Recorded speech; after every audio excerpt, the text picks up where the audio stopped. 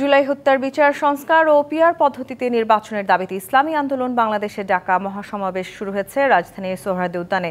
সকাল থেকে সোহরাওয়ার্দী উদ্যানে দেশের বিভিন্ন স্থান হতে নেতাকর্মীরা আসতে শুরু করেন। সকাল 10টায় কোরআন তেলাওয়াতের মধ্য দিয়ে সমাবেশের আনুষ্ঠানিকতা শুরু হলেও মূল আনুষ্ঠানিকতা শুরু হয়েছে দুপুর 2টায়।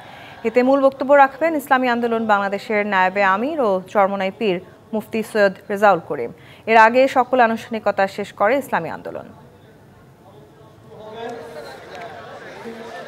দর্শক, ইসলামী আন্দোলন বাংলাদেশের মহাসমাবেশের বিষয়ে বিস্তারিত জানাতে যুক্ত হচ্ছেন সহকর্মী আরিফুল ইসলাম। আরিফ, মহাসমাবেশে জনতার ঢলের কথা আমরা আগেই দেখিয়েছি, দর্শকদেরকেও জানিয়েছি। দাবি দেওয়া নিয়ে কি বলছেন তারা?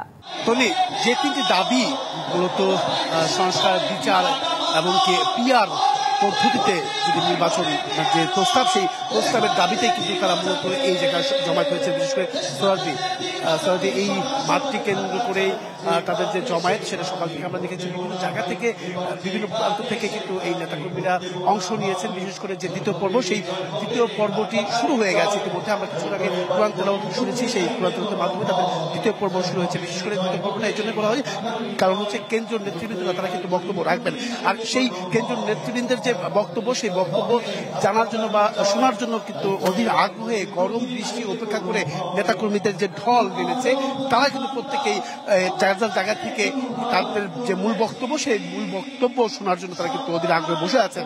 বিশেষ করে আরেকটি বিষয় জানিয়ে রাখি যে এখানে যে সংস্কার, বিচার এবং পিআর পদ্ধতিতে জাতীয় নির্বাচন আয়োজনের দাবির কারণে কিন্তু এই মহাসমাবেশের আয়োজন করেছে ইসলামী আন্দোলন বাংলাদেশ। এছাড়াও আরেকটি বিষয় জানিয়ে রাখি যে শিয়া বাটার ও ভিটামিন ই সমৃদ্ধ লিলি হালাল বিউটি সোপ, তারুণ্যময় উজ্জ্বল ত্বকের জন্য।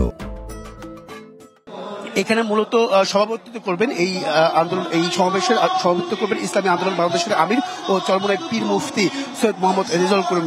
আপনি ইতিমধ্যে দেখতে পাচ্ছেন যে ইসলামিক গজল কিন্তু এই সমাবেশের স্থলে তারা